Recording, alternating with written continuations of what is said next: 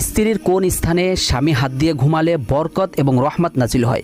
আসসালামু আলাইকুম ওয়া রাহমাতুল্লাহি ওয়া বারাকাতুহু। সম্মানিত দর্শক মণ্ডলী, আজকে আপনাদেরকে গুরুত্বপূর্ণ একটা আমলের কথা বলবো।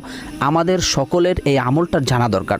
আমলটি হচ্ছে, আল্লাহ রসুল সাল্লাল্লাহু আলাইহি ওয়াসাল্লাম বলেছেন, যখন কোনো স্বামী স্ত্রীর ভিতরে ভালো সম্পর্ক থাকে আর যদি স্ত্রীর পা থেকে মাথা পর্যন্ত এমন একটা স্থান আছে, ওই স্থানে যদি স্বামী হাত দিয়ে ঘুমিয়ে পড়ে, তাহলে আল্লাহ পাক রব্বুল আলামিন স্বামী এবং স্ত্রীর উপর রহমত নাজিল করে এবং তাদের রিজিকের ভিতরে বরকত দান করেন।